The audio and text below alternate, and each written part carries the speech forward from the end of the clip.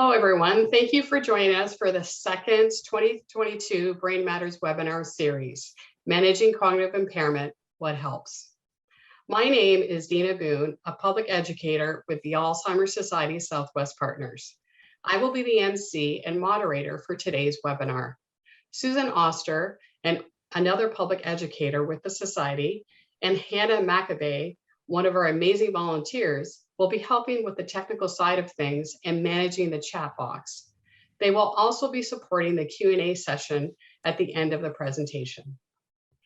At the Alzheimer's Society, our role is not only to provide programs and services to people who are going through the journey of dementia, but also to provide dementia education and to advocate for those living with cognitive disabilities. Before we begin, I have some housekeeping business to go over relating to your webinar experience. Please note that your cameras are off and microphones are muted for the webinar. This event is being recorded and will be available for future viewing on our website in the education zone approximately 2 weeks after the event. At the end of the presentation, we will have approximately 30 minutes for a moderated Q&A session. We will do our best to address as many questions as possible during the presentation. If you think of a question for the panelists, please add them in the Q&A box located at the bottom of your screen as you see here. Once you click on the Q&A icon, the box will open for you. If you would like to submit a question anonymously, please be sure to click the Send Anonymously box before clicking the Send button. Any questions submitted prior to the webinar have been shared with the panelists. We have also enabled the upvote feature in Zoom, which allows people to see all questions being asked and to move the most popular questions to the top of the list. If you see a similar question posted by someone, you can simply vote on the question by clicking the thumbs up icon underneath the question as seen here. Once the icon is clicked, the question will move up the list. Should you have any technical concerns, please type them in the chat box. Susan or Hannah will be happy to help you.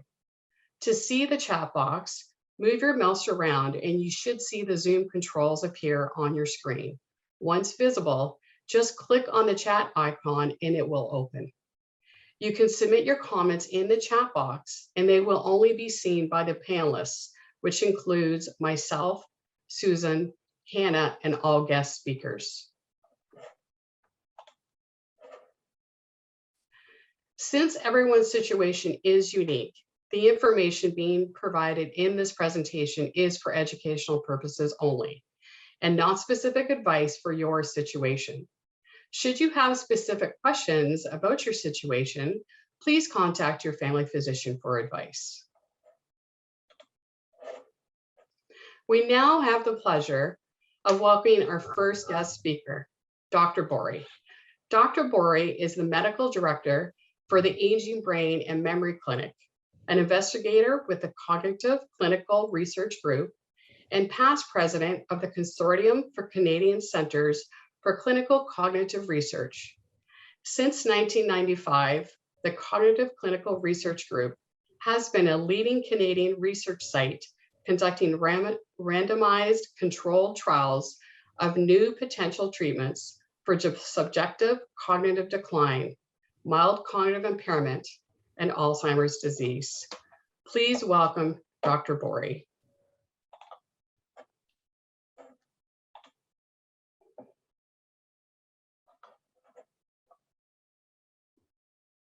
Welcome, Dr. Borey.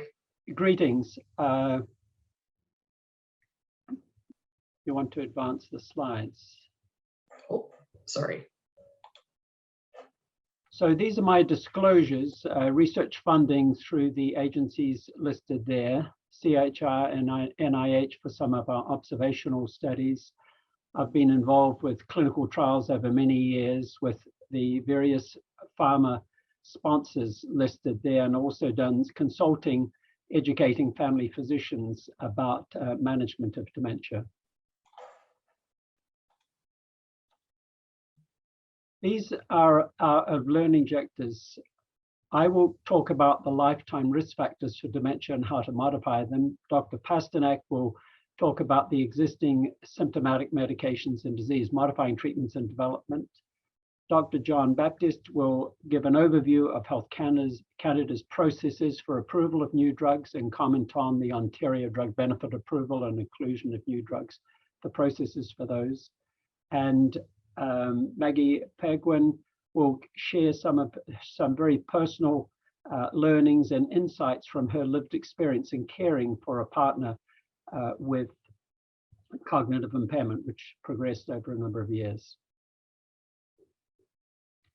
This describes the spectrum of cognitive decline. Some of you may have seen this slide before. We use it in our Aging Brain and Memory Clinic. To the left are people we regard as being supernormal people over the age of 80 who score the same as 20-year-olds on memory tests. People in their 50s, 60s, 70s, 80s who've got no concerns about their memory fall within the range of normal cognitive change, consistent loss for their age, and they score 26 or better on the MoCA. People who say there's been a change in my memory or language or mood or behavior over the last 1 or 2 years, those may be their presenting symptoms. They have that subjective complaint, but on the Montreal Cognitive Assessment, there's no decline. So they have a complaint and concern, but no decline on the Montreal Cognitive Assessment. And then people with mild cognitive impairment not only have change and concern, but they score less than 26 on the Montreal Cognitive Assessment, but their instrumental activities of daily living, banking, grocery shopping, driving, finances, housework, yard work, those things are largely intact. And then people with dementia are people who not only have the cognitive impairment, and they certainly score less than 26 on the MoCA, as do people with mild cognitive impairment. But the people with dementia have one or more of the instrumental activities of daily living. So that's how we define those different states.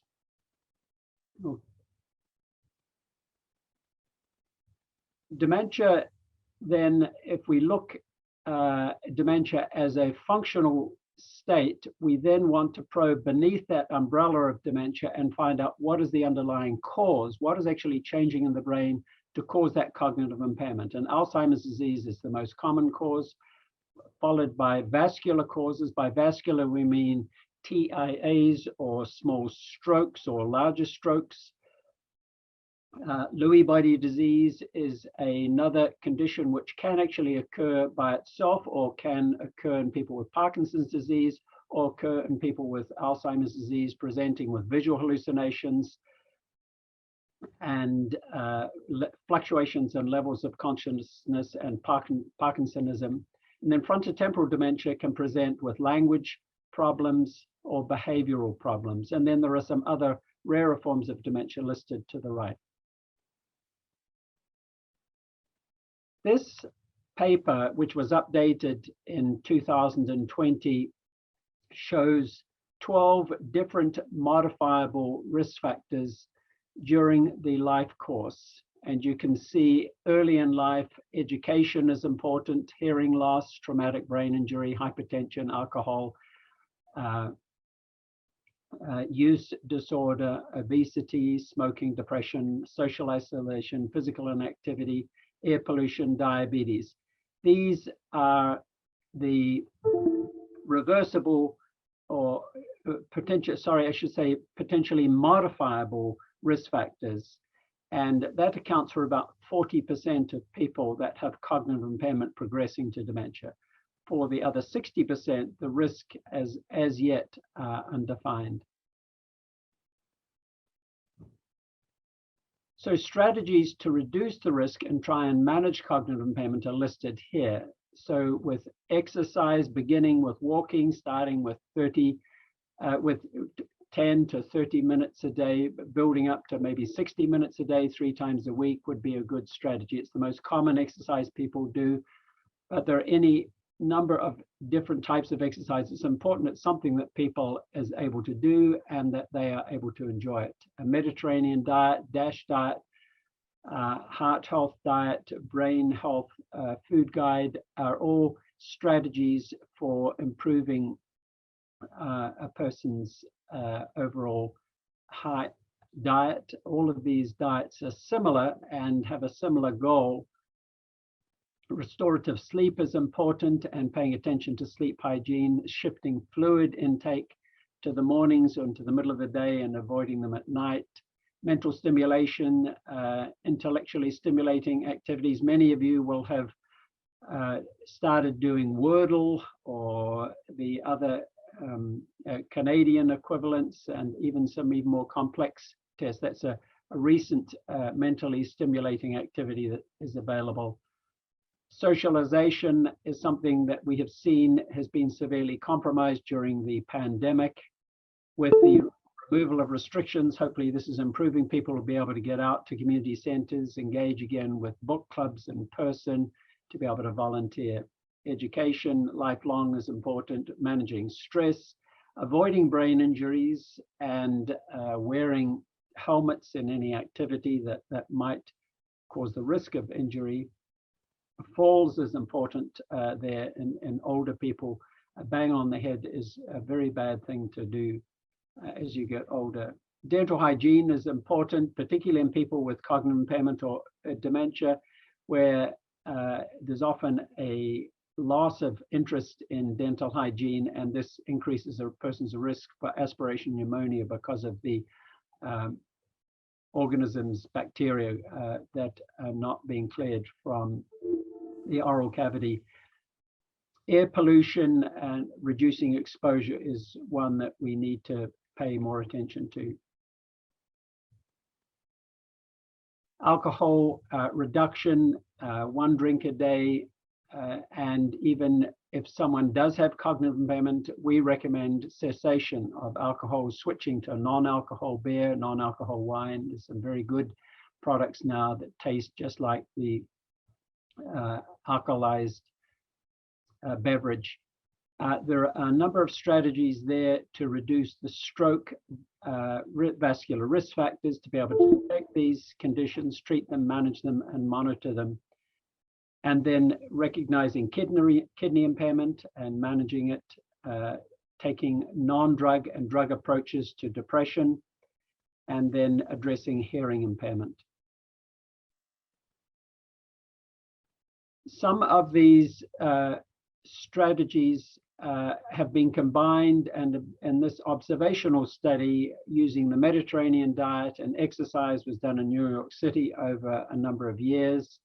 And they divided the seniors that were being studied who didn't have cognitive impairment at the start of the study, and they divided them into 3 different groups: those who had high physical activity, high diet score, to the lowest group, low physical activity and low diet score, with a 1 in between. And you can see that the likelihood of progression to dementia over that 12-year period was about 25% in the people who had the high physical activity, high diet score, but those who had the low physical activity, low diet score had a higher likelihood of progressing to dementia. This is observational data. It's not a randomized controlled trial, difficult to do over that length of time, but nevertheless suggestive that paying attention to these things are important, and this is a dual strategy. This randomized controlled trial was done in Finland, the so-called FINGER study, over a 2-year period. They had participants between age 60 and 77. There was over 1,200 people participating in the study. They had some risk factors for developing cognitive impairment, some of the ones mentioned earlier. And then they were divided into 2 groups, an intervention group. The interventions were listed there, so detailed instruction, individualized around nutrition, physical activity, cognitive training, and vascular monitoring versus health advice for the control group. And the outcome was that there was improved cognition and reduced risk of cognitive decline in the intervention group. So this is a very compelling trial, and there's a number of trials around the world now expanding on this multi-domain intervention approach.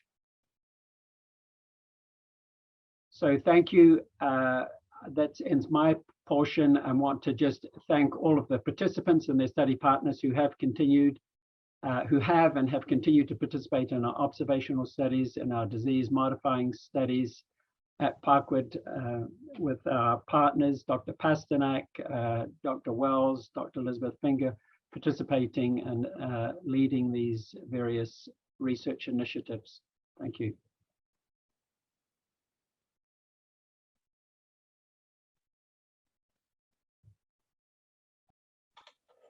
Thank you so much, Dr. Borey.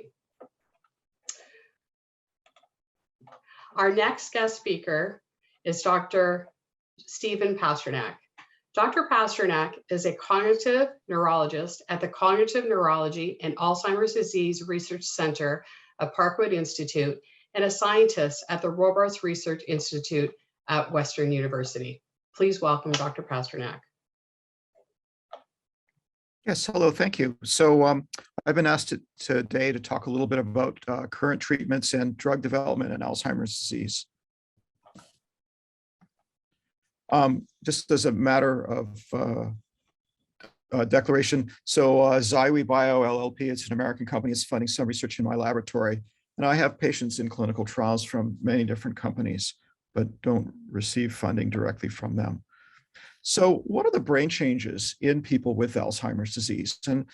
And so on the left, panel A, this is a microscope view of a part of the brain where we call the gray matter, where the nerve cells live, and we see these brown fluffy dots. And when we look at them under high power under the microscope, we see these circular, again, fluffy deposits. And this brown protein is called beta amyloid. And so we call this an amyloid plaque.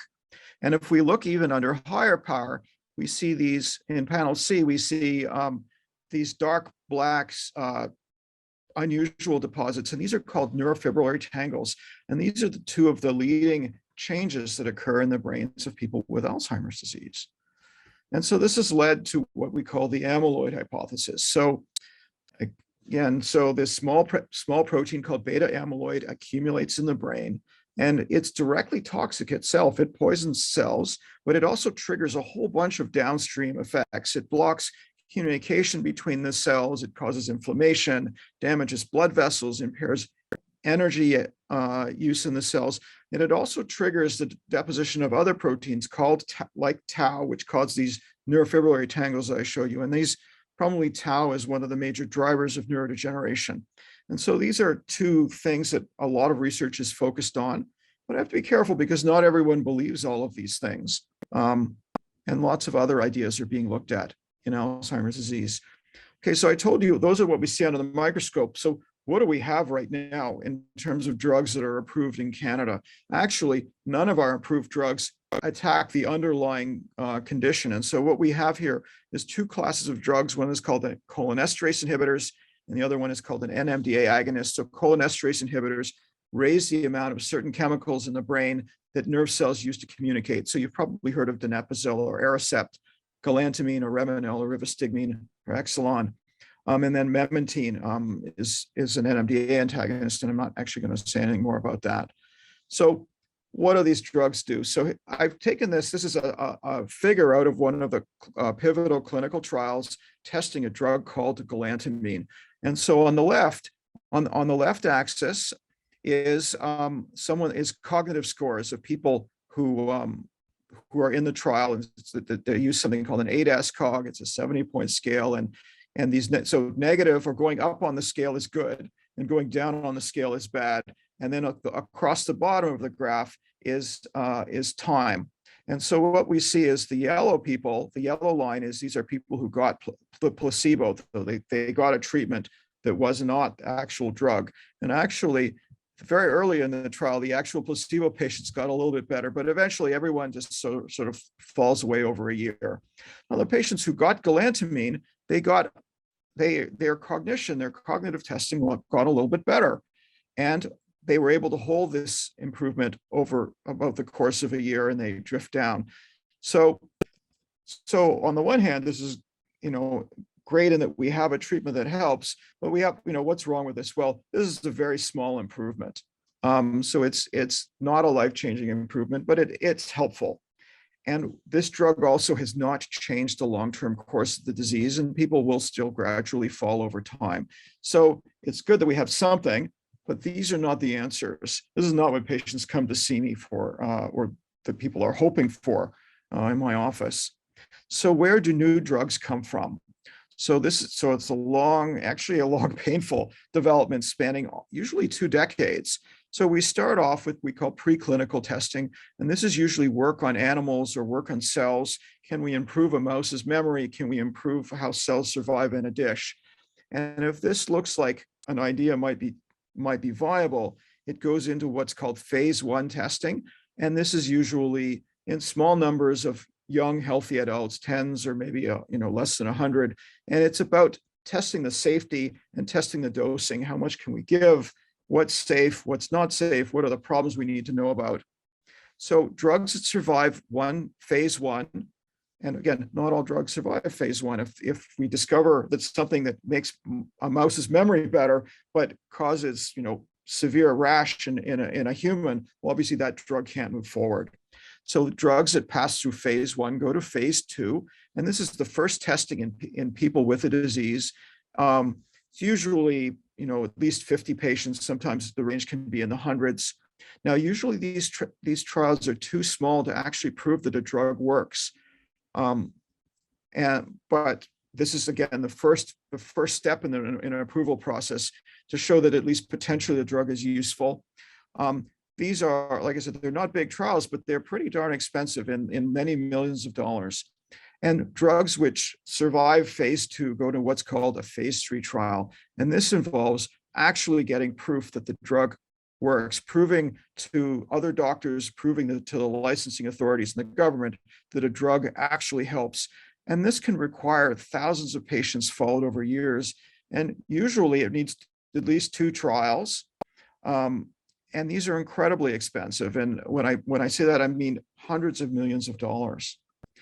So, I mean, this sounds sort of straightforward and I list them off, but this is really very hard. And we say typically, whenever you see a drug on a drugstore shelf, there are 99 that didn't make it. And so again, hundreds of millions of dollars to develop a new drug. And of course, and lots of them don't make it.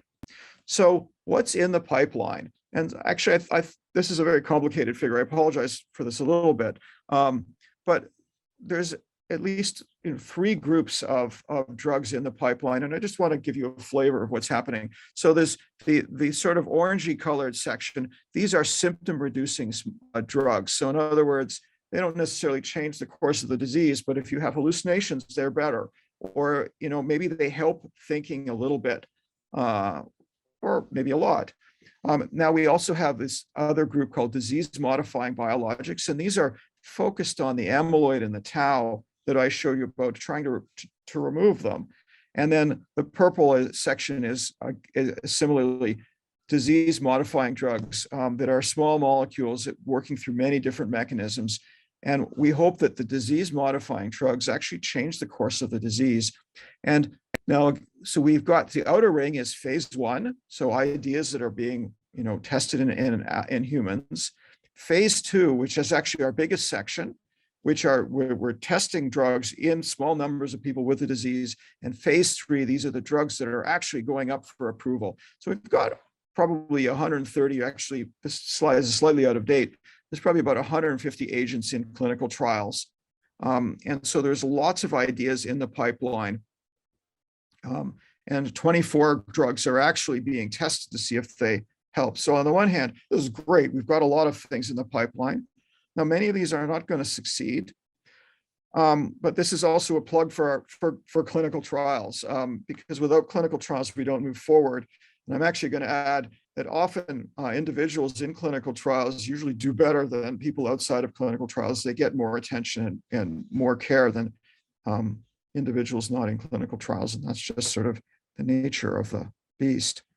So one of the things that spurred this webinar is there's a new drug that was approved in the United States. It's called aducanumab, or Aduhelm, and brought forward by Biogen. So what does aducanumab do? And so what I've got on the left side of the slide, so these are pictures of what are called PET scans. They're a nuclear scan to actually see how much amyloid is in a human with Alzheimer's disease.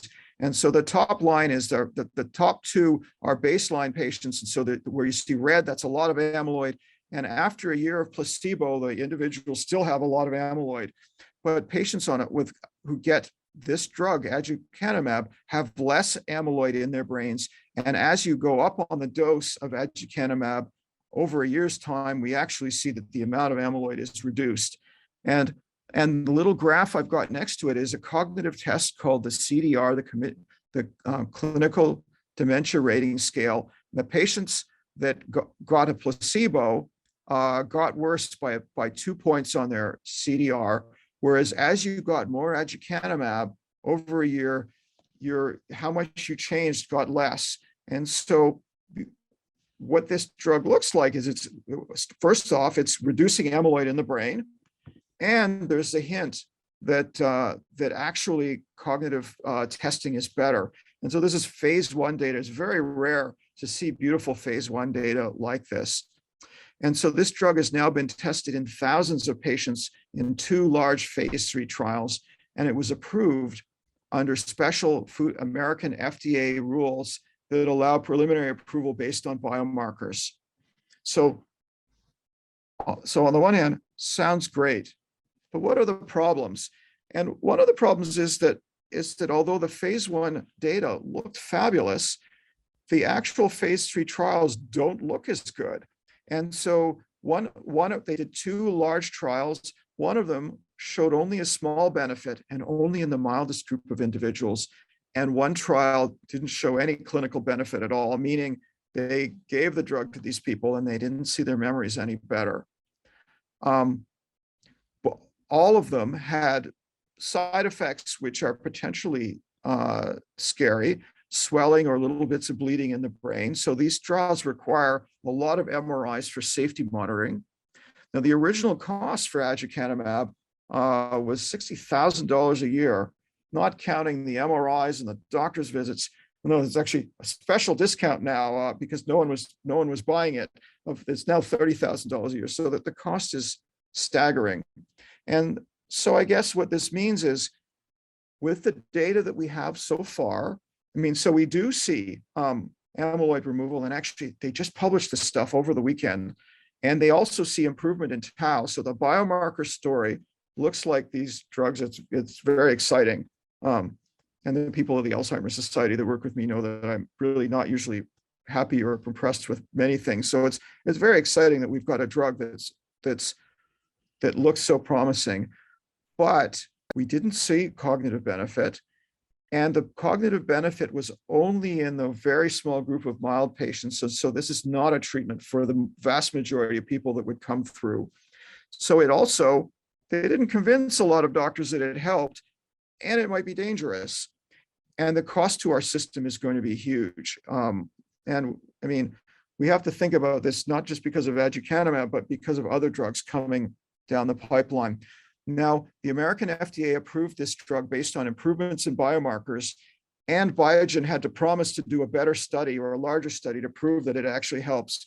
But Canada, Europe, most of the world, we don't have these rules that allow approval to based on biomarkers alone.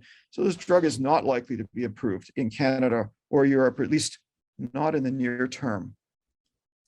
So I just thought I'd turn aside and put one more slide in. Why is this all so hard? Why have we been hearing this on the news, all of these things on the news? Why don't we have more treatments? And so the first off is, we start with cells and animal models. Now, okay, so to develop Alzheimer's disease, it might take a human 80 years. And so you can't do a 2-year research project when your goal is to change the course of an 80-year disease. Now so we use these models, but humans are not the same as cells in a dish. And improving the memory of a mouse is really not the same as improving the memory of a human. I'm sure you hear this in the news. Every 2 weeks, there's another drug which improves memory in mice. And it's good that these mice have better memories, but it doesn't always roll over into humans. Now, I talked a little bit about amyloid and tau, but there's so many things going wrong in Alzheimer's disease. We don't even actually agree on what the main problem is.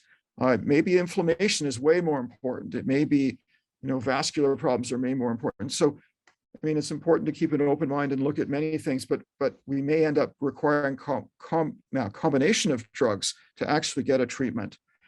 And Alzheimer's disease actually begins, I said 15 years, but it could be 20 years, it could be longer before someone actually crosses, the threshold of my office with memory complaints. So maybe we're treating these people with the disease too late.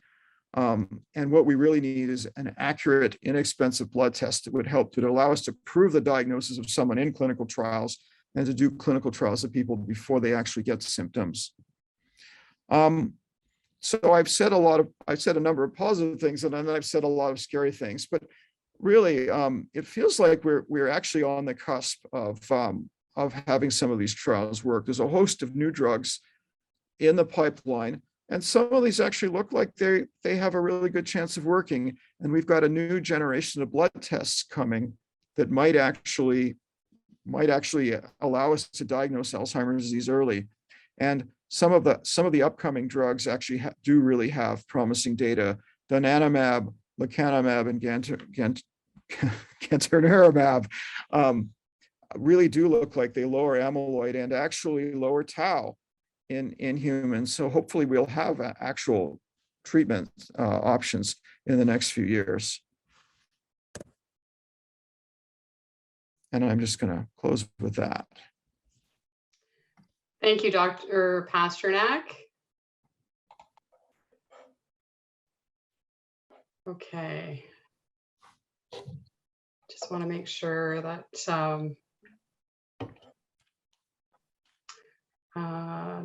Dr. John Baptiste is our next guest speaker.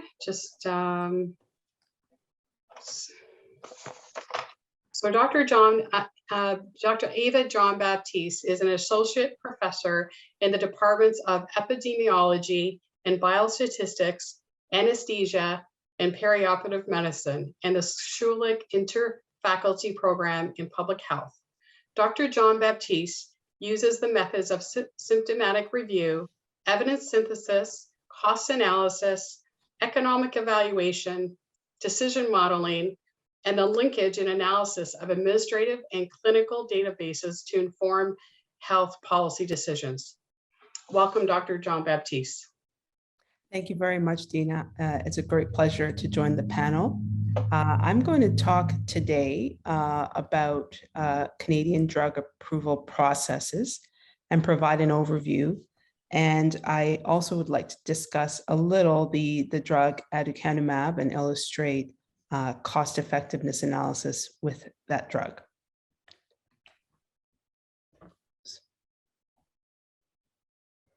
I have research support from the Canadian Institutes of Health Research, Lawson Health Research Institute, and AMOSO, but I don't have any conflicts of interest to declare. So just a brief overview of the agenda for my talk. I will talk about Canadian drug approval processes and also give an overview of the decision criteria that are used in these processes. Then I will present preliminary findings of the cost effectiveness of aducanumab that pertain to the United States and discuss how those findings might translate to the Canadian setting. So what is the drug review process in Canada? Dr. Pasternak has already provided an overview of the drug development process and the fact that new drugs require phase 3 clinical trials to demonstrate their efficacy. Once manufacturers have put their drugs through phase 3 clinical trials, they can submit for regulatory approval of that new drug. In Canada, Health Canada is responsible for that regulatory approval.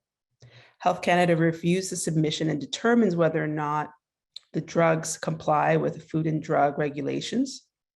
whether they're efficacious and safe, and they issue a notice of compliance and a drug identification number. This process refers to whether or not the drug can be prescribed and used in Canada. But given typically the high costs of these drugs, the vast majority of people would not have access to the drugs unless they were funded by provincial and territorial drug programs. And that's what the next stage of review pertains to. The Canadian Agency for Drugs and Technologies in Health is a federal organization that is arm's length to the federal government, that reviews drugs and makes recommendations as to whether or not they should be funded by provincial and territorial health programs. Manufacturers make submissions to CADTH. CADTH has two review processes. One, the pan-oncology drug review for cancer drugs, and the other, the common drug review for non-cancer drugs. And so Alzheimer's drugs would fall under the common drug review. CADTH issues funding recommendations to the public drug programs. These are not binding recommendations. And in instances where provinces have adequate resources, like provinces of Ontario, British Columbia, Quebec, they will also do their own appraisal of the drug, and manufacturers submit directly to them. And so the provincial and territorial programs review the drugs.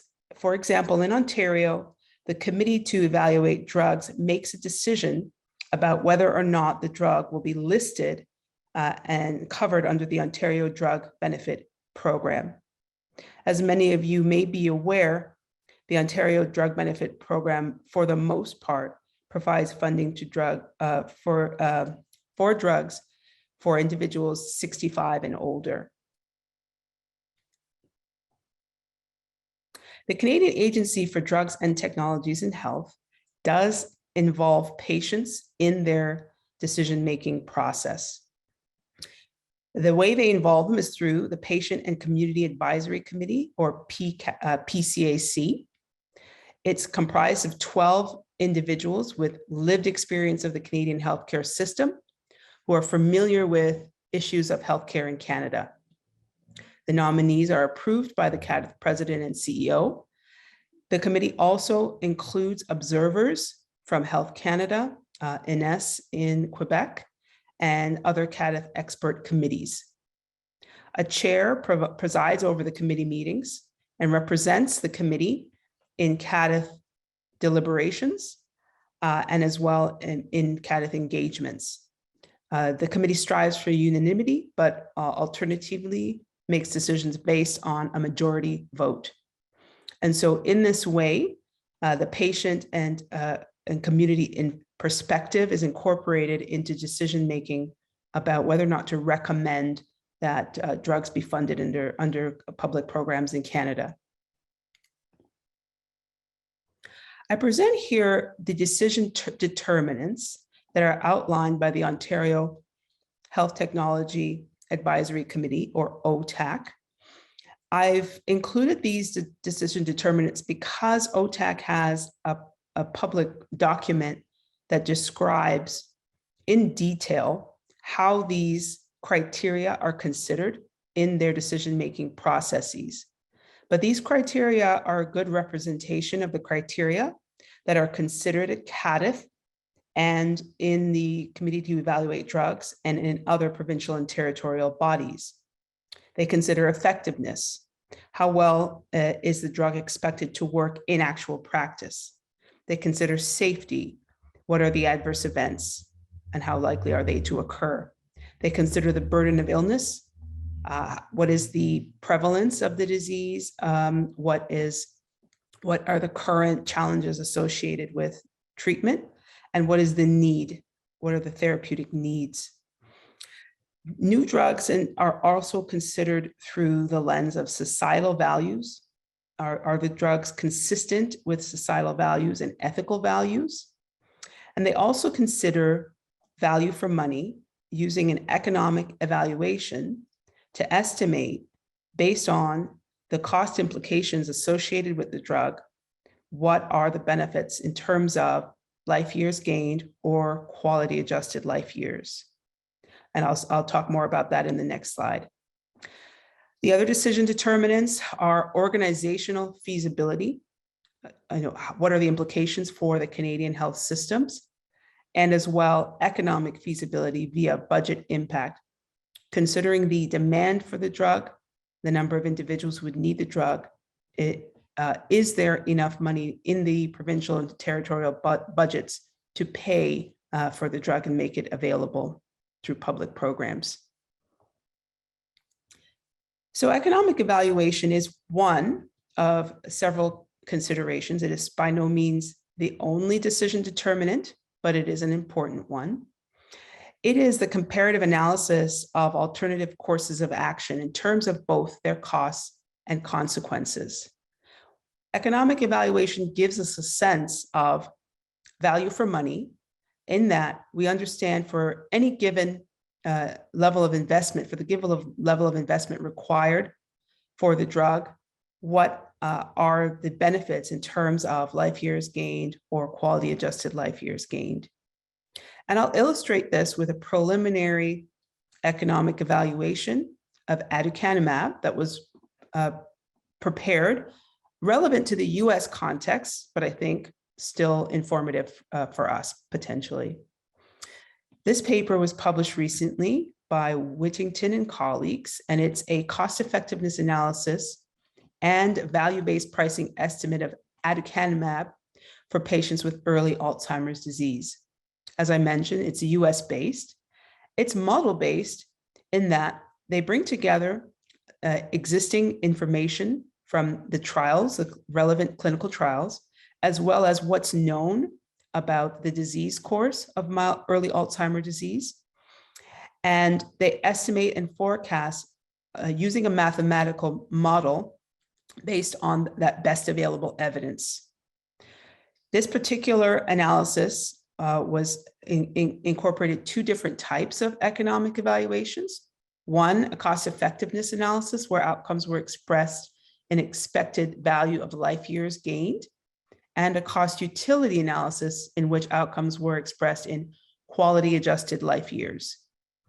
The importance of using something like a quality adjusted life year is that even if a treatment does not prolong life, but improves quality of life, then that value can be expressed using the quality adjusted life year. This analysis took two different perspectives, a narrower health system perspective, where only the direct medical costs of treatment were considered, long-term care costs, and health outcomes for the patient, and a broader societal perspective that incorporated additional elements such as patient productivity, caregiver quality of life, caregiver time, and caregiver medical costs. Key input parameters in this analysis were estimates of the effectiveness of aducanumab. As Dr. Pasternak pointed out, only one of the two clinical trials showed significant clinical benefits, and the economic evaluation optimistically incorporated those estimates only from the one trial. They incorporated estimates in reducing mild cognitive impairment based on expert opinion, the potential impact on mild and moderate dementia, and lower progression to long-term care. They also incorporated the acquisition costs of the drug, administration of the drug, health system costs like magnetic resonance imaging for monitoring adverse events related to amyloid imaging abnormalities, long-term care costs, and in other patient and medical and pharmacy costs. In the societal perspective analysis, they also incorporated out-of-pocket medical costs of patients and caregivers and their productivity losses due to poor health and seeking care.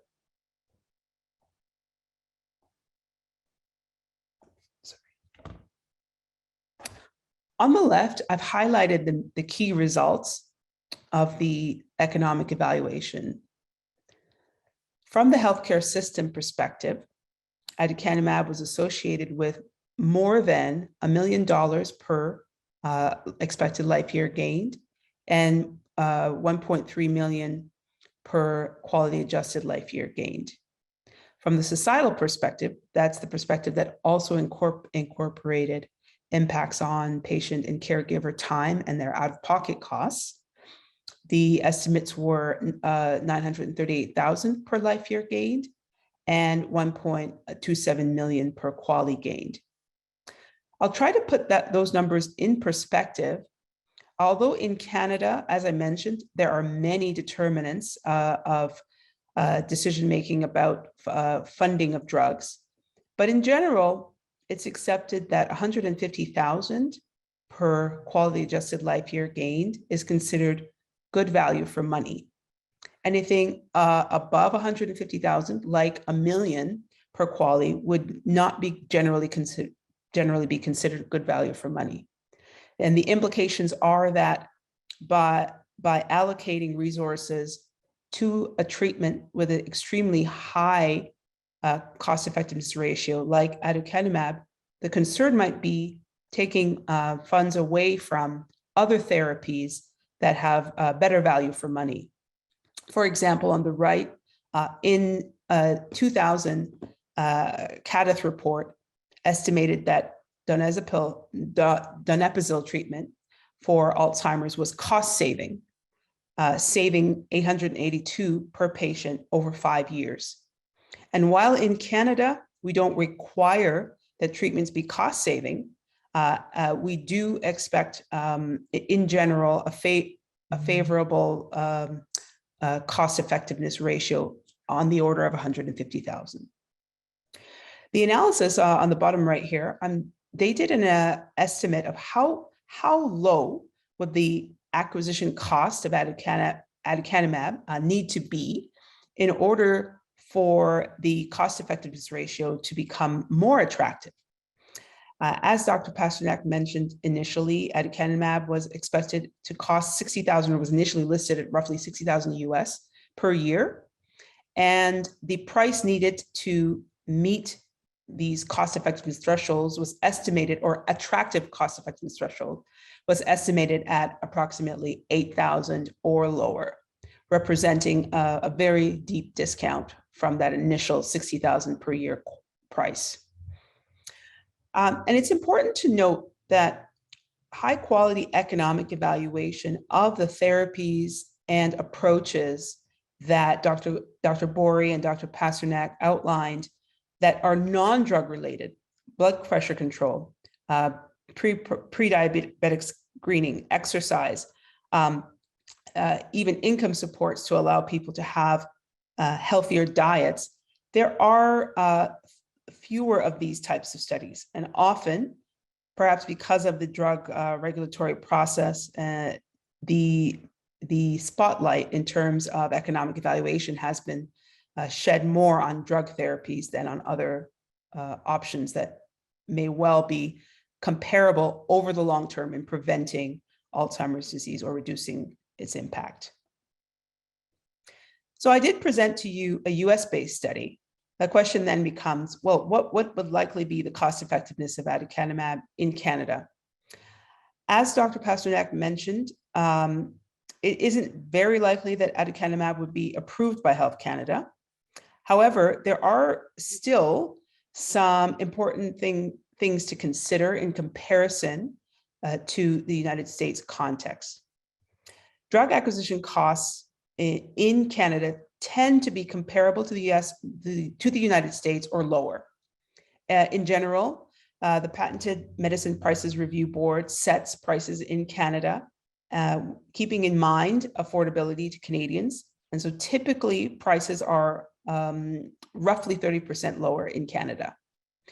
Furthermore, there are pan-Canadian bulk purchasing agreements that can further reduce prices that are conducted with the provinces and territories and the manufacturers in order to further reduce prices below the Patented Medicine Prices Review Board price.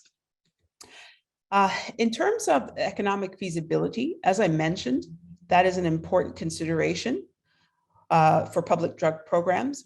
Would they be able to afford the drug at the given levels, expected levels of demand? What would be the budget impact for the provincial budgets?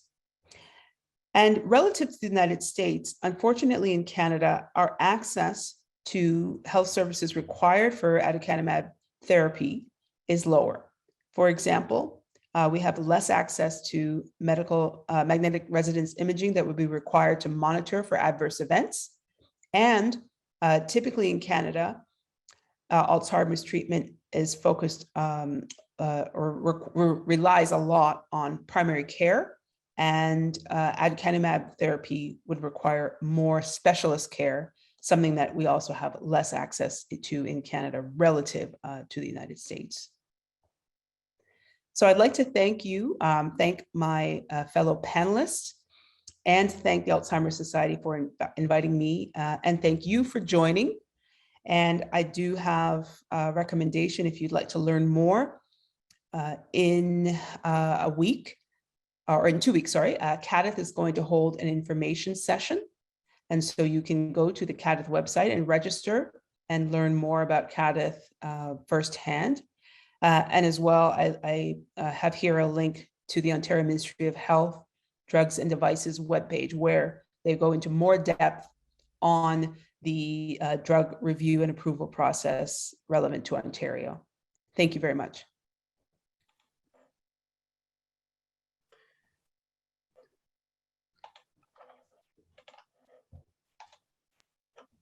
Thank you so much, Dr. Jean-Baptiste. Our next guest speaker is Maggie Perquin. Maggie is a retired teacher, mother, grandmother, and wife and caregiver to Ruth. She became involved with the Alzheimer's Society in 2018 after Ruth's diagnosis of mild cognitive impairment and subsequently vascular dementia. Maggie welcomes the many ways the Society offers support to Ruth and herself. Maggie's focus as caregiver and educator is to share the journey of living with dementia to help people not be isolated by shame or despair with the diagnosis. Please welcome Maggie.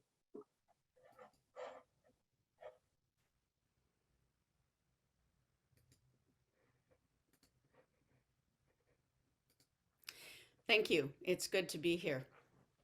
I would like to share the disclosure that I am the non-expert on the panel. However, I have been walking this journey for approximately 12 years when we first began to investigate the possibilities of memory loss or memory issues with Ruth. And so I will just share with you some of the learnings that I have gained over those years, some of the experiences that I have had that have been invaluable to me as a caregiver, and some suggestions for resources for you. First, we started to notice behavior changes, and note that dementia will present as uniquely as the person that it affects. And it is also very important to remember that dementia is the umbrella. Alzheimer's is one of the segments of that umbrella. Much of our conversation this morning has focused on Alzheimer's. It is one piece of the dementia umbrella. Some of the behavior changes were very subtle, but then became a collective, aha, that makes sense.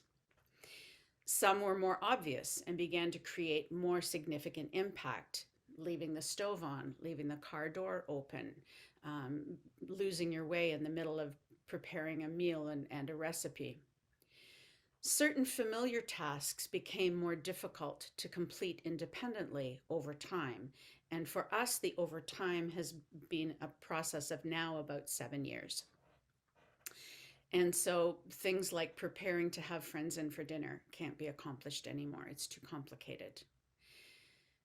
Many of those tasks don't involve memory loss, but rather processing of information are multi-step tasks, and they now require much prompting and guidance to participate in.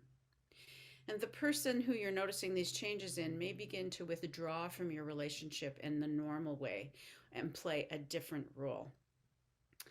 We are a combined family in a second relationship for both Ruth and I, and her focus is primarily on her family of origin that she grew up with. I learned that I needed to begin to organize differently. As a teacher, I've always been a planner. I'm not particularly a neat, systematic organizer, but it became very important for me to start a journal or a logbook to collect those observations over time. I tried to note the time of day, the location, were we at home, were we in someplace different, an event type, and the comfort level of my person. Her name is Ruth. And this became very helpful at medical appointments later on. I also learned to leave sticky notes around the house and encouraged Ruth to write her ideas or her thoughts or questions as they came to her. Sticky notes are everywhere and very important to us now. We sometimes take those sticky notes and put them on the cupboard doors in the kitchen as we are preparing things together. Keeping routines and activities consistent became very important. It was necessary to enlarge our calendar to be able to put more details on each of the squares, and at times we use a visual schedule, often done with sticky notes. They're my best friend. You will need to decide on your journey when seeking medical input becomes essential, and I would like to suggest that earlier is helpful. Our first visit to the Aging Brain Clinic was about 12 years ago. The reason that that's important and to not shy away from that is that that often then grants you access to more resources. As the dementia progresses, you may notice that finding words can become more challenging. Putting sentences together can become more challenging. So keeping conversation to familiar things like family, work, friends, clubs, particular games. When memory becomes an issue, it became important to start saying, we went to Alaska, or we did that canoe trip. We have the same chairs at the cottage, rather than saying, remember when? Because they don't. Using photos as prompts is very important to us. Create a small photo album with actual tangible pictures in it that's readily available, or look at photos on the iPad. Ruth spends a long period of time each week and often every day looking at pictures. Change the photos in the album when it feels right, but sometimes leaving a couple that will always stay in there is really important. That's an anchor. When you're watching TV, it became important to pause the programs, to chat about it during the program, rather than waiting until the end and trying to remember what happened. Stay social. I can't emphasize this enough. To continue regular participation in clubs and activities, any events, as long as that is possible. Please understand that many locations, theaters, restaurants, even travel agencies have accommodations and modifications for people who have mobility issues. Many forms of transportation include companion fares, which means a companion goes for free. So stay active and involved in things as long as you are able to. You will need to decide on your phrase that will be shared with people as they notice changes in your person. I, right from the beginning, began to say, Ruth has been diagnosed with vascular dementia, rather than saying she's having a bad day or she seems to be struggling a bit. We just put it right out there, right from the very beginning. Prepare ahead of time for visits to the theater, to events, to gatherings, so there is some anticipation of what may happen there. Surprises can be upsetting. And I am one to plan surprises. I love surprises.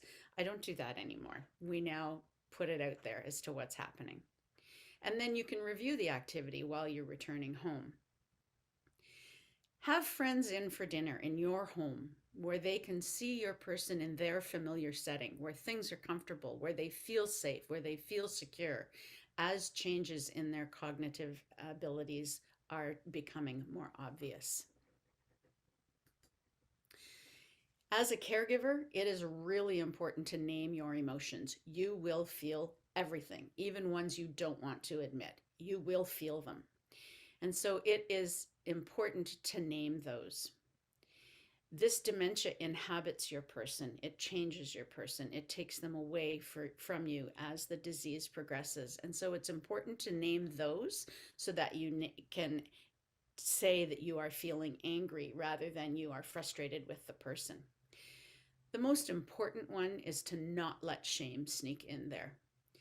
There's a lot of shame and a lot of stigma associated with Alzheimer's and dementias. And it is really important to know that you have not done anything wrong. We have done everything that was suggested to us, and yet we're still here. And so this allows me to say, yep, that's dementia, and not blame the person. Seek support somewhere that feels comfortable, and that may not be your family for a while. Often family members have a really, really difficult time admitting that this is happening. And so it may be friends. For me, it was the Alzheimer's Society. Make sure that you as a caregiver stay active with your own interests as much as you can, and seek care support for your person when it is necessary. Don't hesitate to reach out and ask for that. Spend time getting educated. Information is power. For me, the first big piece was to learn the difference between Alzheimer's and dementia. That was very important. We don't have Alzheimer's. Why am I going to the Alzheimer's Society? And so to learn that difference became absolutely critical for me, and I am so grateful that I did that. Welcome that opportunity to learn and share with others. No two journeys, even with the same diagnosis, are the same, but there are other people on that journey with you. So contact the Alzheimer's Society early, even if you have not had a diagnosis. They have many education programs, support groups, and activities that involve both the caregiver and the person living with dementia. That can be a lifeline. Join others who are walking on this journey. Some dementias require unique supports, and your health team will direct you to those if they are appropriate for you. And once there is a diagnosis, I believe, from my experience, it is important to share it with the family members early so they become part of the circle of support. It is a very tough discussion, but it's essential to include them on the journey as they are able to handle it, particularly with the grandchildren. That was very important. They're very, very close with Nana and Nana too. And that was very important to involve them early on. And they can't do enough for her now. If people are having difficulty with this diagnosis, then direct them to supports. The Alzheimer's Society can help you with that. If you are willing, participate in the science. You have heard all the research that is happening, that's going on.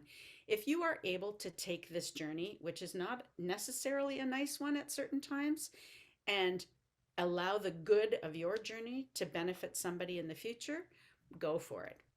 Join that quest for knowledge. Information is power for everyone. It's a chance to use the disease for something good. Join the Walk for Alzheimer's. It's coming up on May 28th in the City of London, but find out where yours is. Invite your friends, your families, and your colleagues. That helps to dispel the myths of dementia and Alzheimer's disease. And lastly, I'd like to encourage you to embrace the gifts of dementia, for which there are many. Number one, it simplifies your life. There is only so much that can happen anymore. The old is new. I regularly get told I've never made my hamburger patties like that, or the trees have never been that beautiful. Look at the clouds in the sky. Aren't they amazing? And there's a delight in that. It's easy. Laughter is the key to allowing the impossible. And yes, the keys did end up in the toe of your shoe. It allows accessing of memories for everyone, the young and the old. It forces you to organize your photos. Oh my goodness, that's a scary thought. But it also encourages you to organize everything, even closets, like putting only one season of clothes in the closet, so that there are not as many choices. Enjoy the slower pace. We spend much more time watching television than we ever used to. Wallow in seeing the smile of your person as they come out of a program where their limitations have been embraced and enjoyed and celebrated by everyone there. Ruth comes out of her programs hardly waiting to be able to tell me all the things that she's done, knowing she's been with her people. It's a great, and it's an energy provider for me then at that point. Make new friends with those who are on that journey with you. And know that your current friends and your existing friends will mostly generously support you. So please don't hesitate to reach out to them. There is nothing to be ashamed of here. You are on a journey of a disease that is a disease like any other disease. And we don't hesitate to help people who have a cancer diagnosis. So why are we hesitating to help people with dementia? These are a few support resources for you as caregivers that will be placed in the chat for you. I would strongly encourage you to access any of them. If you go on the Alzheimer's Canada site, it will ask you to choose your local region. And so it'll help you to find an Alzheimer's Society in your area. I would like to thank you for attending today. I hope that some of my experience is helpful for you.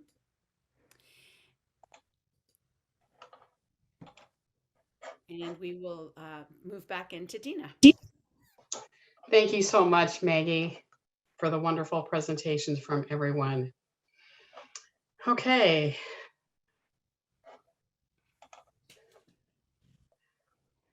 Thank you to all our guest speakers for such informative and helpful presentations. To our attendees, I'm sure you have many thoughts and questions from after hearing from our panelists. We have approximately 25 minutes available for questions. We will do our best to answer as many as possible. A friendly reminder to please enter all questions in the Q&A box, not the chat box, so we can keep track of them. A reminder to watch the questions coming in and upvote any similar questions by clicking the thumbs up icon in the Q&A box. This feature will move questions closer to the top of the list.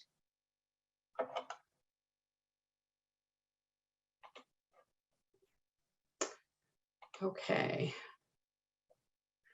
I understand Dr. Borey's been busy in the background and helping with answering questions, so thank you so much for that. Okay, so the first question is for Dr. Pasternak. Dr. Pasternak mentioned blood tests will be available in future years to determine if, did you just answer that question, Dr. Pasternak? It just left me. No, it's actually, was I supposed to be typing answers here? I saw Dr. No, Borey typing in not answers. at all. No, not at all. Not at all. Actually, no, sorry. Something else just got bumped. That's my apology. It's still there. Sorry. Dr. Pasternak mentioned blood tests will be available in future years to determine if someone is a candidate for Alzheimer's/dementia. Is there any tests available currently to help potentially diagnose a person who may be on the path of this disease? Okay, so that sounds like a straightforward answer. And so right now, there is not a test that we recommend that's approved. We don't, so that there are a host of tests available in the United States that are not paid for in Canada. And I don't think that we know whether they work in the long term. So there's lots of interesting research, but right now there isn't, a checkbox to check on your a blood requisition. Also, we have to be careful. So, for example, I showed you what's called an amyloid PET scan to actually measure amyloid in a patient's brain. Well, 30% of normal people will have amyloid in their brains, and so the link between that and actually getting the disease is not that well established, or it's not proven in a way that make it so that we need to do this in everyone. So these are research only, but many American clinics are using some of these. So, like, for example, a lumbar puncture to measure amyloid. Now, to do that when we don't actually have a treatment that removes it, you can say, well, we're lumbar puncturing people. So it's not, I guess, so the short answer is not right now. Thank you, Dr. Pasternak. Okay, thank you so much, Dr. Borey. I know you've been busy behind the scenes answering questions. If anyone has any other questions that they would like to ask any of the panelists, for Dr. Borey or Dr. Pasternak, why are family doctors so resistant to test for dementia? I can answer that. And I think there are a range of family physicians, and I would characterize them as falling into 4 different groups. The first group are the people that have had additional training in being able to recognize cognitive symptoms really early on, whether it's memory, language, behavior, mood. And these, the ones that I've encountered, are aligned with family health teams that have been trained by Dr. Linda Lee in these MINT clinics, well supported by the Alzheimer societies in their different regions across Ontario. So there's about 120 MINT clinics in Ontario. There's a number now in Saskatchewan, Alberta, and BC. So that model is expanding. It's one model. They are identifying it, and they are certainly able to manage the problems early on. So in Ontario at the moment, they serve about 2 million of the 14 million people in the province. So a small portion of the people.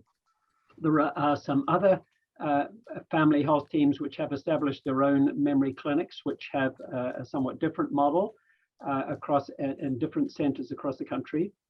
And they may be, each of these clinics will be multidisciplinary in their approach. They often will involve a physician, a nurse, possibly a social worker, and usually a strong connection to the local Alzheimer's Society for additional supports.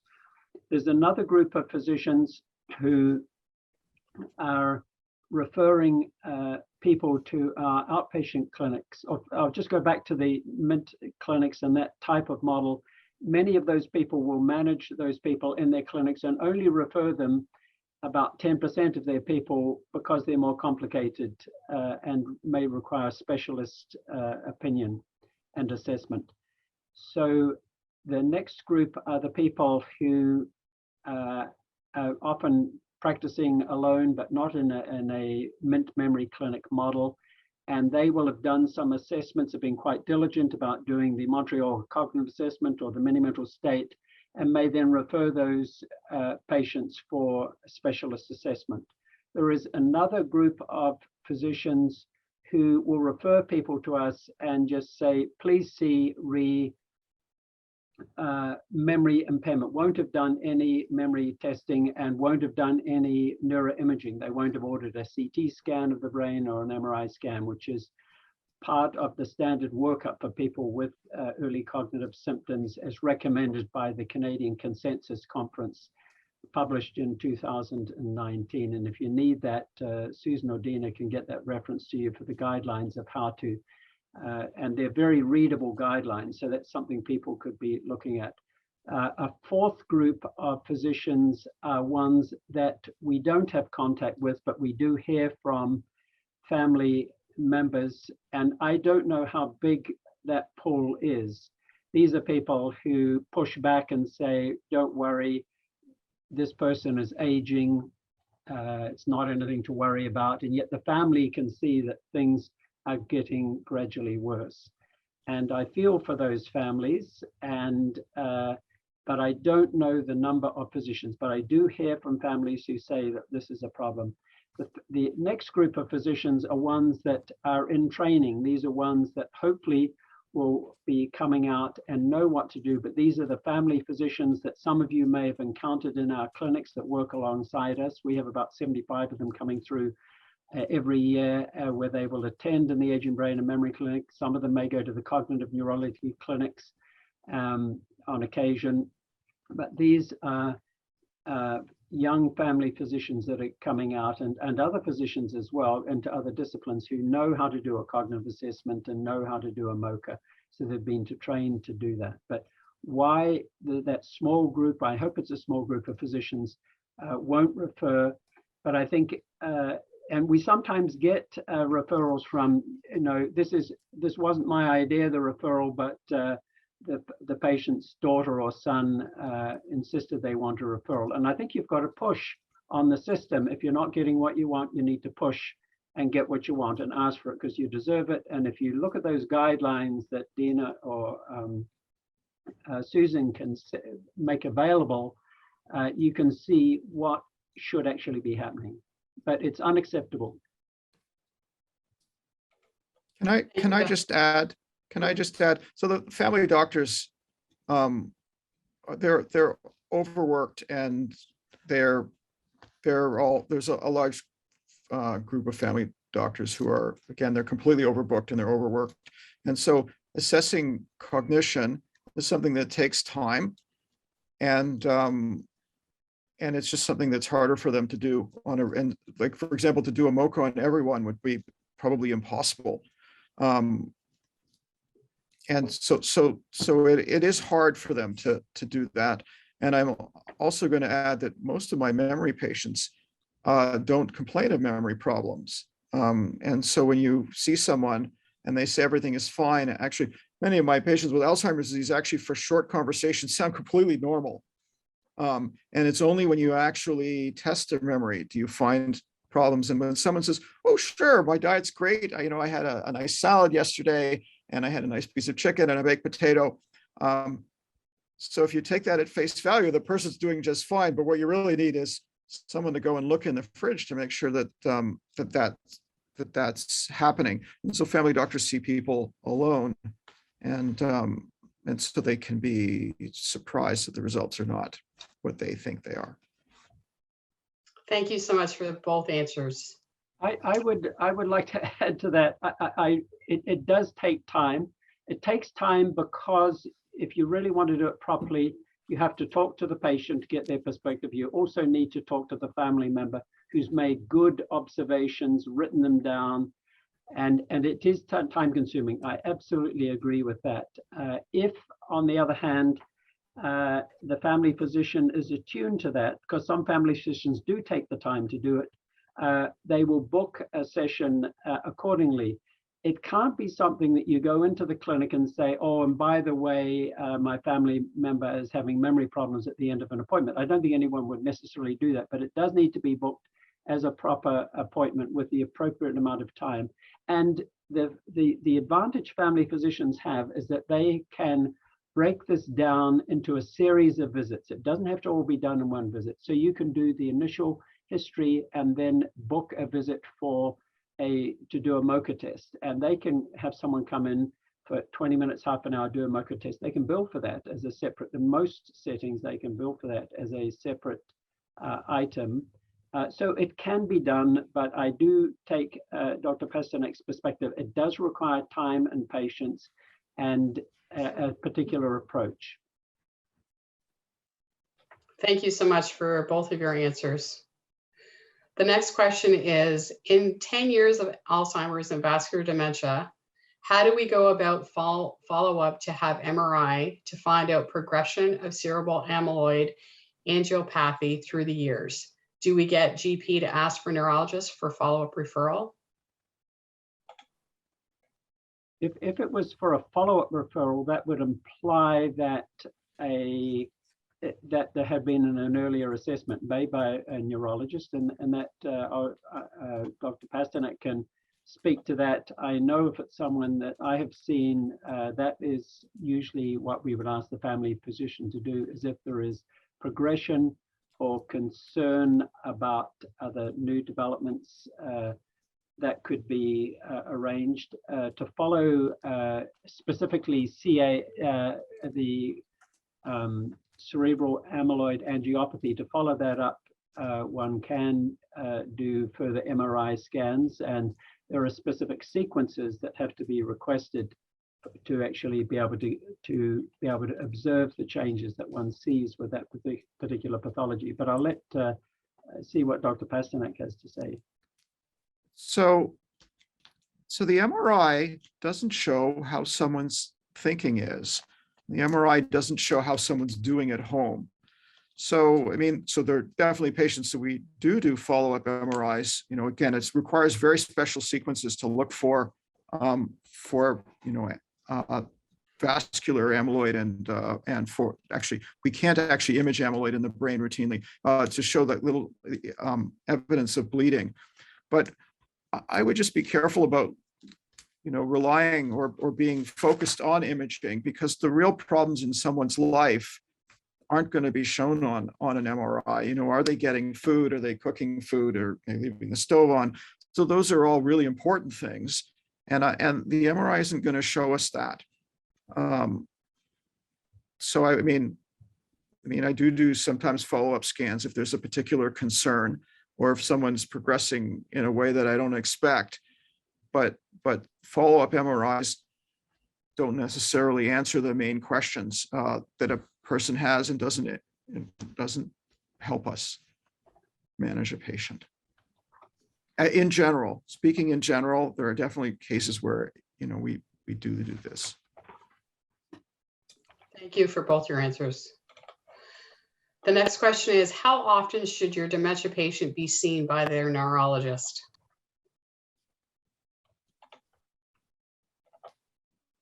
I don't know that we have a set time to see people.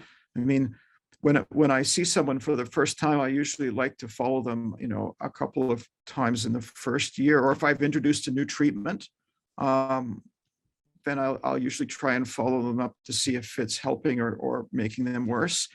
There aren't enough neurologists and there aren't enough geriatricians to say, oh, well, you know, they need to be seen in this exact period of time. And in a situation where we don't have sort of clear treatments that make a huge impact in the long-term process of the disease, you know, you could also argue that maybe you don't need to see, you know, your neurologist that often. I don't think that I've answered that question. I think, you know, the answer is I don't think we know. I think so. I like to see people at least yearly. I know the Aging Brain Clinic is completely overwhelmed with their referral base, and I don't know that they're able to do that. I don't know that so I don't think that, especially with COVID, I'm certainly not following people the way I would like to do it, or seeing people as often as I would like. So it has evolved. When I first started many years ago, I was seeing people every 3 months, and then I realized at that point, we didn't even have the Alzheimer's Society at that point. We didn't have any of the drugs that Dr. Pasternak invented, the ones for symptomatic treatments. And then the time stretched out because more referrals came, and it got longer and longer. And eventually we had a nurse practitioner, a nurse clinician, seeing some of the people who had mild cognitive impairment or subjective cognitive decline in follow-up. And it was thought initially a year, and it stretched out more and more. And both of the follow-ups stretched out to over 3.5 years. At that point, we said, well, that's not really helpful, 3.5 years, because we didn't have any more capacity. So what we said is we won't make any more follow-up appointments. And that was about 2 years ago. So we're still seeing some people with those regular appointments, but that will run out at some point. But what it has allowed us to do is to be able to see the people and who do need to come back. And so what we do ask the family physicians to do is every year or 2 years to repeat the various cognitive assessments that we've mentioned earlier, the mini mental state exam or the Montreal cognitive assessment, whichever one seems to be more appropriate. The mini mental state is more useful as the disease progresses into the moderate to severe dementia. It's more useful. The MOCA becomes too difficult. But we ask them to do those, and if the family are concerned, and if the family physician has done those tests, then we encourage them to refer the person back for a further assessment. One of the things we've learned through the pandemic is that for people who have progressed, particularly to moderate to severe dementia, and where it's more difficult for them to come in, where it's going to be a great deal of effort for the family to bring them in, we've learned that doing virtual assessments works well, because the information we actually need is not so much a mini mental from the person, but a discussion with the family member. And so there's a number of families that I've been calling, sometimes at odd times of the day, evenings and that sort of thing, to actually be able to help and support them during the pandemic. But the virtual assessments do seem to work, and it actually works better for some family members who may be working during the day, and an evening phone call works better with their schedule. So I think we've learned something through the pandemic and found different ways of trying to be able to support families with this journey. Thank you to both of you for your answers. Okay, so I'm just mindful of time here. We have a couple minutes left, so we'll answer just one more question. My spouse has been diagnosed with CAA. How applicable are the items discussed today, re dementia and Alzheimer's, to the path that she will be traveling with CAA?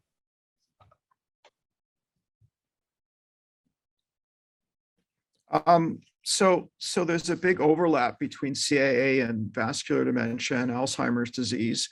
And so, so many of the questions are going to be the same. And actually, so, I mean, when I often have a patient who I know this is not Alzheimer's disease, but I say, you know what, go take that course at the Alzheimer's Society, learning the rope, because if someone's doesn't really, if someone's got memory problems, it doesn't, the actual diagnosis maybe not quite as important as getting proper support and learning how to cope with cognitive impairment and learning what our society has in terms of supports, and what, go see those Alzheimer's Society talks and learning opportunities. I could speak. It depends where in the journey a person is. If it's very early CAA, I would ask how was that become evident? Was there evidence of a bleed? So CAA involves the deposition of amyloid protein, the A beta 40 type of protein. Mainly, it's a different form of amyloid than the A beta 42, which is in the plaques in the brain, but this is deposited largely in the blood vessels, arterial blood vessels, small arterial blood vessels, and cause small bleeds. So these special sequences on the MRI shows these small bleeds as microbleeds. And I think certainly a lot of the strategies that we've talked about, addressing hypertension would be an important strategy.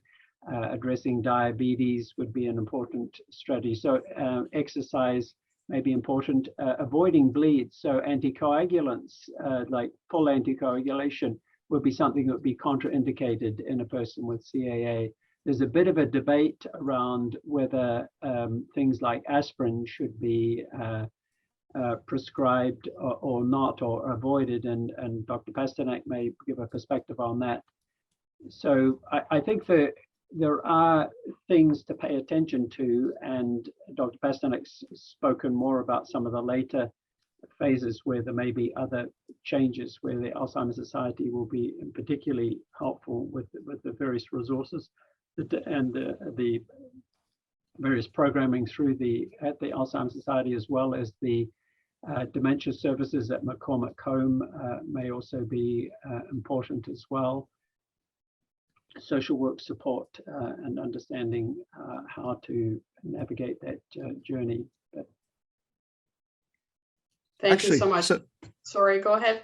So I was just going to add, so the people that are referred to me with CAA also have memory problems, but presumably there's a whole, actually not presumably, we know for a fact that we often see, the changes of CAA in a stroke clinic where, where memory isn't even an issue. So stroke prevention and is really important. Just like Dr. Bori had said. Thank you so much for both your answers. We have just a couple more, so if people are okay to just answer those. Does any MRI show the beginnings of dementia? In other words, are all neurologists primed to detect dementia? The MRI does not show how well someone is thinking. So, we can measure the structures of the brain, and as we get older, certain structures get smaller. And in Alzheimer's disease, they get smaller faster. But really, I have patients who have pretty normal looking MRIs and terrible memory impairment. And I have people with terrible looking MRIs that are functioning just fine. So you have to be very careful with using the MRI. The MRI does not measure how someone's doing in the world. And so that is something that takes, a conversation and discussion with the family and caregivers and the person themselves. And so the MRI is not really the answer. In fact, just to take that one step further, when I have a patient that I think has Alzheimer's disease in my office, I'm doing the MRI not for the Alzheimer's disease. I'm doing it to see if there's anything else. Like I don't want to miss, like maybe they've had a couple of strokes that we don't know about. You know, is it possible that they've had something, you know, some other process inside their head that's going on? So I'm using the MRI primarily to make sure that there isn't anything else wrong. I'm not using the MRI to gauge Alzheimer's disease. I think the MRI is more useful for looking for vascular disease, small strokes, which may have been silent strokes that a person may have. A head CT scan, exactly. on the other hand, would rule out things like a brain tumor or something like that, which is rare for us to see. And that's one of the reasons we would do neuroimaging. But I think the MRI has the advantage over the CT scan of being able to show these small strokes that may be quite silent. And if you see those, then you want to prevent more strokes, because we know stroke is a cause of damage to the brain and will compromise people's cognitive abilities, memory, and their overall brain function. Thank you so much to both of you for your answers. And our final question, as a follow-up to Dr. Pasternak's answer, what is the purpose of having an MRI? What does an MRI actually diagnose or tell you? Is a MRI required to get access to certain programs?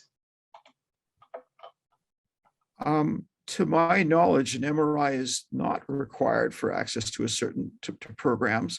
And so, you know what, if I have someone in my office who's really impaired or who can't sit still through an MRI, you know, I mean, we're very focused on an MRI in modern medicine, but it doesn't answer the question of how someone's doing in the world. So sometimes I have patients that can't sit through an MRI, and so we could do a CAT scan. We try and make sure medically we're not missing some other serious disease.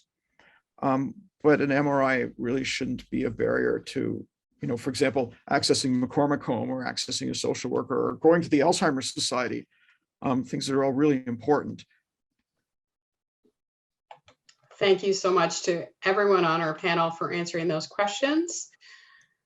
I would like to thank Dr. Borey, Dr. Pasternak, Dr. John Baptiste, and Maggie. Thank you so much for taking the time out of your busy schedules to share your knowledge and expertise with us. We know your presentations will stimulate further conversations. To our attendees, thank you so much for attending this month's Brain Matters webinar. Before you leave, I have a couple of things I would like to mention. On Saturday, May the 28th, we will be hosting the Walk for Alzheimer's event. It's back. We will be offering the walk in a hybrid format with both in-person and virtual options to participate. Register today at walkforalzheimers.ca or call the office to receive a registration package. Our next Brain Matters webinar is scheduled on Tuesday, April the 26th, Local Research Opportunities in Cognitive Impairment. More details will be available on our website soon. Lastly, please complete a short evaluation when you leave the webinar today. It should pop up when you click on the Leave button, the little red button at the bottom of your screen or at the top, depending on your device, or you can scan the QR code using the camera on your phone to access the evaluation. Thank you once again for attending this webinar. Enjoy the rest of your day and stay safe. We look forward to seeing you again. Bye for now. Thank you very much. Thank you so much, everyone.